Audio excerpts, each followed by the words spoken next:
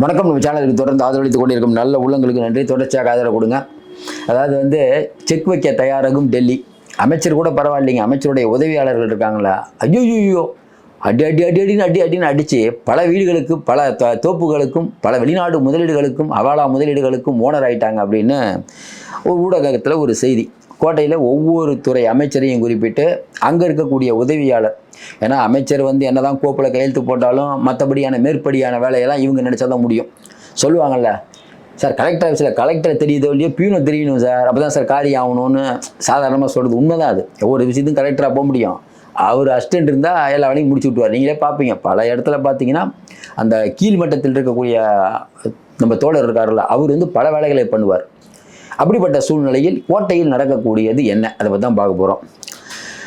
இதில் சுல்தான் அப்படிங்கிறது யாரை குறிக்குதுன்னா முதல்வரை குறிக்குது. அதை பற்றி தான் பேச போகிறோம். என்னென்னா, முக்கியமான கோப்புகள் அமைச்சர்கள் தங்களுக்கு மேஜைக்கு வரும் கோப்புகளில் முக்கியமான பேப்பர் இருக்கிறதா என்பதை ஆராய்ந்து கையெழுத்திடுவது தான் அமைச்சர்களின் பிரதான வேலை. அவர்களது வேலை பளுவை குறைக்க அரசு துறையில் வேலை பார்க்கும் தங்களது விருப்பத்துக்குரிய ஏதாவது ஒரு நபரை உதவியாளராக நியமித்துக் கொள்வார்கள் அமைச்சர்கள். அந்த வகையில் அமைச்சர்களின் உதவியாளர்களாக நியமிக்கப்பட்ட பலர் அமைச்சர்களை விட அதிகார மையமாக்கி இருப்பது தான் இன்றைய அரசியலில் ஒரு பெரிய கதை. சுல்தான்னு போட்டிருக்காங்க. சுல்தான்னா சிஎம்னு அர்த்தம். சுல்தானின் உதவியாளர் ராஜாங்கம் தான் கொடிகட்டி பறக்கிறது. உதவியாளர் பேர் ராஜாங்கம், புரிஞ்சுக்கணும் நீங்கள். தேர்தல் நெருங்கி கொண்டிருப்பதால் அமைச்சர்களை சிக்க வைக்க மத்தியில் ஆளும் பாட்சா திட்டமிட்டிருப்பதாக தகவல்கள் கசிக்கிறது. யார்? மோடி.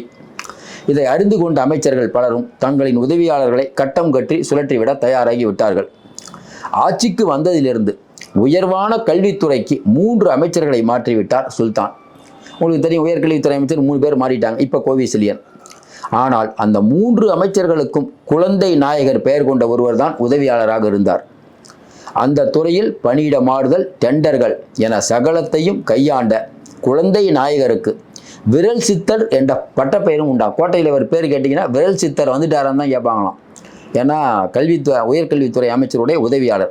ஏன்னா ஒவ்வொரு வேலைக்கும் இத்தனை கோடி என்பதை வாய் திறக்காமல் கமிஷன் தொகையை விரல்களிலேயே காட்டி வேலையை முடிப்பதில் வல்லவர் தான் அவர். ஊரில் இந்த மாடு பிடிக்கும் போது கையை மட்டும் பண்ணுவாங்க தெரியுங்களா, வெளியில் யாருக்கும் தெரிஞ்சிடக்கூடாதுன்னு. கோட்வேர்டு. எவ்வளோதான் டெக்னாலஜி வந்தாலும் எதுக்குங்க வாட்ஸ்அப்பு ஃபேஸ்புக்கெலாம் பண்ணேன்னா மாட்டிக்குவோம்.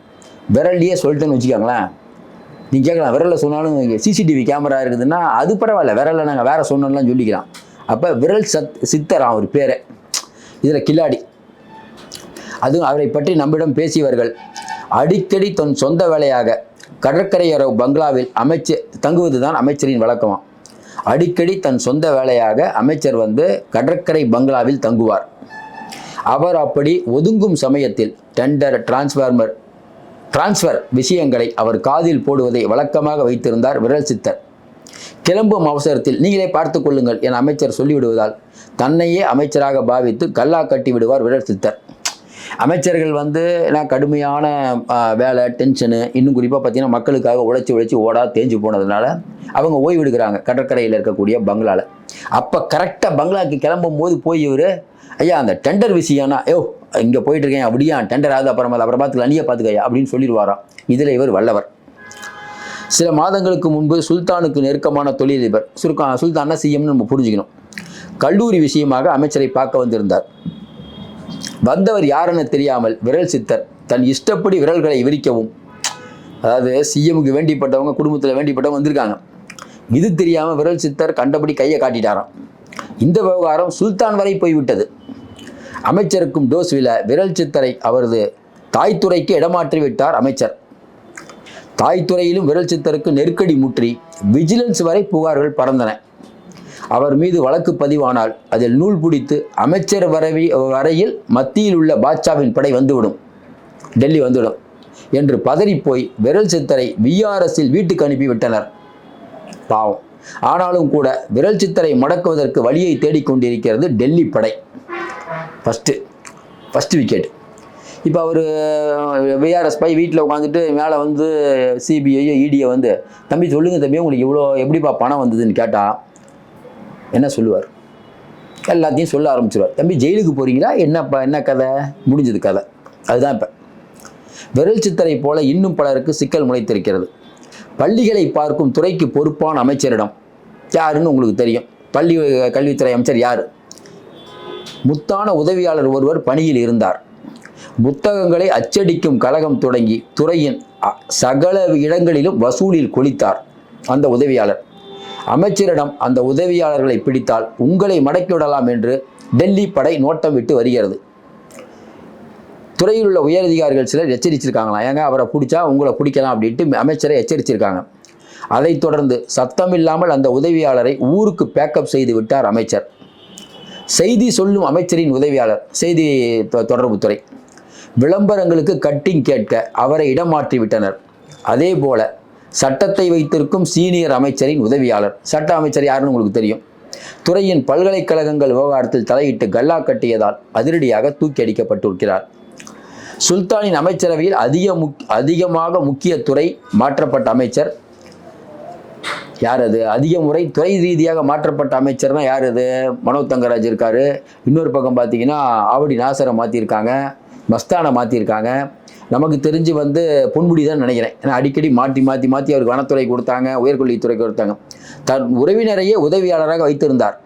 அவரோ மரச்செடி நட்டதற்கு இவ்வளவு, அது மலையில் அடிபட்டு போனதுக்கு இவ்வளவு என்று கணக்கு எழுதி துறையில் கல்லா கட்டவும், மரச்செடி நடத்ததுக்கு எவ்வளோ, மலையில் அடிச்சுட்டு போனதுக்கு எவ்வளோன்னா நம்ம விவசாயத்துறை வரும்னு நினைக்கிறேன். பாட்சாவின் படை வரை புகாராகி விட்டதாம். சுல்தானின் அமைச்சரவையிலிருந்து எச்சரிக்கை வரவே தன் உதவியாளரை அவருடைய தாய்த்துறைக்கு அனுப்பி வைத்தார் அமைச்சர். அதுக்கப்புறம் டபுள் வாட்ச் அமைச்சருக்கு பெருமாள் பெயர் கொண்டவர் உதவியாளராக இருந்தார். தூங்கா நகரத்தில் பேசப்படும் ஒப்பந்தங்களில் கமிஷன் பெற்று பணமலையில் கொளித்த அந்த உதவியாளர் மனை போட்டு விற்கும் தொழிலும் கல்லா கட்டினார். சமீபத்தில் அவர் மீது விஜிலன்ஸ் புகார் பதிவாகி திடீரென கைது செய்யப்பட்டுள்ளார்.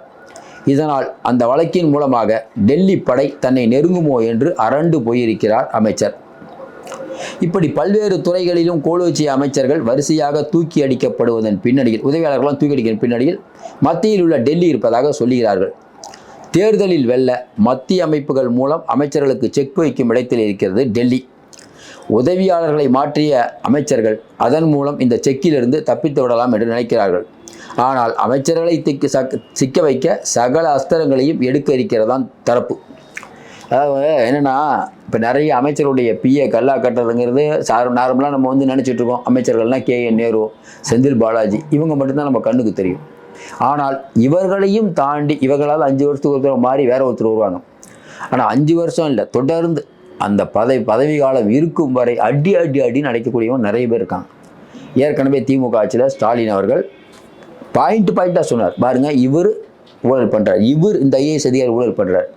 ஆனால் என்ன கொடுமைன்னா, ஸ்டாலின் அவர்கள் வந்தபோது பல அமைச்சர்கள் யாரெல்லாம் இவங்க குறை சொன்னாங்களோ அந்த IAS தான் எனக்கு வேணுங்கிறாங்களாம். ஏன்னா அவர் தான் 10 ரூபா 10 ஸ்வீட் பாக்ஸ் கிடைக்க வேண்டிய இடத்துல 100 ஸ்வீட் பாக்ஸ் கிடைக்கிறதுக்கு வழி பண்ணுவாருன்ட்டு அவங்களெல்லாம் கூட வச்சுருக்காரு. அவங்க மேலெலாம் கேஸே இல்லை. கேட்டால் இதான் திராவிட மாடல். நம்ம திராவிட மாடலை எதிர்த்து பேசுகிறோமே, ஏன் பேசுகிறோம் நீங்களே சொல்லி. இப்போ இந்த கட்டுரையை பார்த்தீங்கன்னா பாதுஷா, சுல்தான் அப்படின்னு என்னென்னா பட்டும் படாமலும் எழுதியிருக்காங்களாம். நமக்கு படிக்கும்போதே நமக்கு தெரியுது இல்லை யாரை சொல்கிறாங்க. டெல்லி பாதுஷானா யார், இங்கே இருக்கிறது சுல்தான்னா யார் நமக்கு தெரியாமையாக இருக்கும். ஆனாலும் ஒரே ஒரு விஷயந்தான், இவ்வளவு விஷயங்களையும் பண்ணிவிட்டு இன்றைக்கி மறுபடியும் நாங்கள் 2026 வருங்கிறாங்களே, இது சரியான விஷயமா? அறநிலைத்துறையில் என்ன நடந்து கொண்டு இருக்கிறது? பத்திரப்பதிவு ஆஃபீஸ்க்கு போனவங்களுக்கு தெரியும் பத்திரப்பதிவு ஆஃபீஸில் என்ன நடக்குதுன்னு. நல்லா யோசனை பாருங்கள். குடிநீர் கனெக்ஷன் ஈஸியாக போய் வாங்க முடியுமா? நல்லா யோசனை பாருங்கள். இன்றைக்கி இருக்கக்கூடிய நிலைமையில் CMDL போனீங்கன்னா உடனே உங்களுக்கு அப்ரூவல் கிடைச்சிருதா? அதாவது என்னென்னா, ஒற்றை எழுத்து நிறுவனத்துக்கு உடனே கிடைக்குது. நம்ம போனாலும் காலங்காலமாக போனாலும் கிடைக்காது. என்ன பண்ணணுமோ அதை பண்ணிங்கன்னா உடனே கிடைக்கும். இந்த துறை அந்த துறை இல்லை, எல்லா துறைகளிலும். காவல்துறையுடைய ஈரல் கெட்டு போய் ரொம்ப நாள் ஆகுது. படுகொலைகள் ஆரம்பித்து, கஞ்சா போதையில் ஆரம்பித்து, பெண்களுக்கு எதிரான கொடுமைகள் ஆரம்பித்து, அது CMோட துறை. இப்போ இந்த அமைச்சர்கள்லாம் இப்படி இருக்கும்போது இவர்கள் மறுபடியும் ஆட்சிக்கு வரணுமா? கேட்டால் சொல்கிறாரு, ஒன்றிய அரசு சொல்லிட்டு தான் இவங்க தான் நம்பர் 1. அவங்க சொல்கிறாங்க நாங்கள் நம்பர் 1 சொல்ல வேண்டிய, நம்ம மோசமானது, தமிழ்நாடே மோசமான மாநிலம்னு நாங்கள் சொல்லிகிட்டு இருக்கோம்.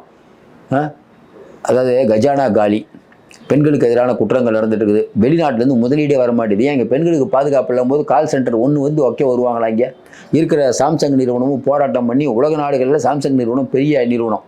சாம்சங் நிறுவனம் தமிழ்நாட்டில் பண்ணுற பிரச்சனையை பார்த்து பல பேர் இங்கே வரவே பயப்படுறாங்க. இதுதான் உங்கள் லட்சணம். இதில் மறுபடியும் நீங்கள் வரணுங்கிறது எந்த விதத்தில் சரி. மக்கள் பார்த்து கொண்டு இருக்கிறார்கள், சரியான முடிவு எடுப்பார்கள். நம்ம சொல்ல வேண்டியதை சொல்லிட்டோம். தொடர்ந்து உங்கள் கருத்துக்களை சொல்லுங்கள். மீண்டும் சந்திப்போம். நன்றி, வணக்கம்.